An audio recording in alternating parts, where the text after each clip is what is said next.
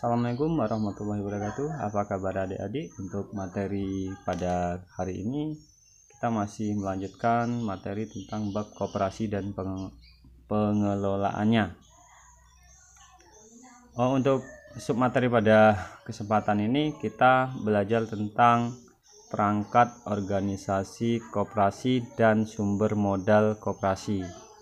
Nah, dalam Undang-Undang Nomor 25 Tahun 1992 bab 6 pasal 21 sampai dan pasal 40 tentang perangkat organisasi disebutkan bahwa perangkat organisasi koperasi terdiri atas rapat anggota, pengurus, dan pengawas. Nah, pada rapat anggota itu merupakan pemegang kekuasaan tertinggi dalam koperasi yang bertugas menentukan dan memutuskan kebijakan-kebijakan umum dalam organisasi dan manajemen koperasi. Keputusan rapat anggota itu membahas tentang anggaran dasar, kebijakan umum, pemilihan, pengangkatan dan pemberhentian pengurus dan pengawas koperasi, rencana kerja, pengesahan pertanggungjawaban, pembagian sisa hasil usaha, penggabungan, peleburan, pembagian dan pembubaran koperasi, serta keputusan rapat anggota diambil berdasarkan musyawarah. Pada perangkat yang kedua itu ada namanya pengurus. Ya. Apa sih tugas pengurus koperasi? Nah, di situ ada beberapa. Yang pertama itu mengelola koperasi dan usahanya, mengajukan rancangan rencana kerja, menyelenggarakan rapat anggota dan mengajukan laporan keuangan, menyelenggarakan pembukuan keuangan dan inventaris secara tertib, memelihara daftar buku anggota dan pengurus. Pada perangkat yang ketiga ada yang namanya pengawas. Ya.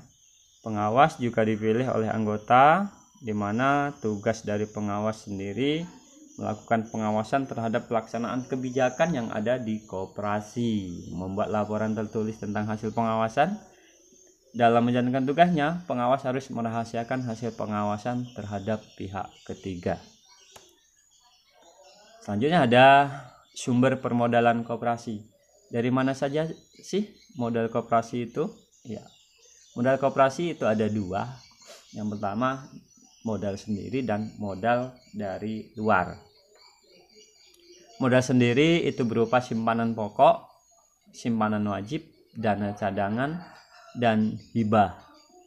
Sedangkan modal luar itu dari anggota, koperasi lainnya, bank, obligasi, sumber lain yang sah. Itu ini ada contoh latihan soal untuk pembahasan SKHU. Di sini ada koperasi Alam Raya memiliki SKHU sebesar 70 juta. Jasa penjualan 10%, jasa modal 20%, total modal sebesar 150 juta, di mana terdiri dari simpanan wajib sebesar 40 juta, simpanan pokok 22 juta, cadangan SKHU tahun lalu sebesar 16 juta. Total penjualan 20 juta. Bila Pak Didik mempunyai simpanan sebesar 1.500.000 dan membeli itu sebesar 3.200.000. Hitunglah besar bagian SHU Pak Didik. Untuk pembahasan, yang pertama kita harus menghitung besarnya jasa modal usaha seluruh anggota.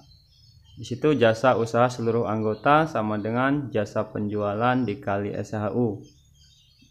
Jasa penjualan itu 10% dikali 7 juta jasa penjualan dikali SHU itu 10% dikali 70 juta. Jadi jumlahnya 7 juta. Untuk jasa modal seluruh anggota sama dengan jasa modal dikali SHU. Jasa modalnya itu 20%, SHU 70 juta. Jadi totalnya 14 juta. Oke, kita ke bawah menghitung SHU per anggota. Anggotanya siapa? Di situ ada Pak Didik. Jasa usaha Pak Didik sama dengan jasa pembelian Pak Didik dibagi simpanan seluruh anggota dikali jasa modal seluruh anggota. Berapa jasa pembelian Pak Didik? Kita masukkan ada 3 juta dibagi simpanan seluruh anggota itu 20 juta dikali 7 juta, hasilnya 1.050.000 rupiah. Di sini ada jasa modal Pak Didik, sama dengan simpanan Pak Didik dibagi simpanan seluruh anggota dikali jasa modal seluruh anggota. Berapa simpanan Pak Didik? Di situ ada 3.200.000 dibagi simpanan seluruh anggota. Simpanan seluruh anggota itu 40 juta ditambah 22 juta, terdiri dari simpanan wajib dan simpanan pokok, totalnya 62 juta dikali 14 juta sama dengan 722.580. Jadi jasa SHU Pak Didik sama dengan jasa usaha Pak Didik ditambah jasa modal Pak Didik, sama dengan masukkan jasa usaha Pak Didik itu 1.050.000 ditambah jasa modal Pak Didik sebesar 722.580. Jadi total SHU yang diterima Pak Didik adalah 1.772.580. Latihan soal dulu. Di sini tetap kita pakai Koperasi Alam Raya. SHU-nya kita rubah ya ke 80 juta.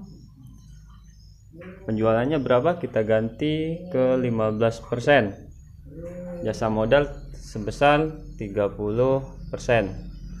Nah, untuk total modal itu 250 juta. Ya, kita ganti 250 juta. Simpanan wajib itu 50 juta, simpanan pokok itu 32 juta. Nah, untuk cadangannya kita buat 18 juta dan total penjualan 40 juta.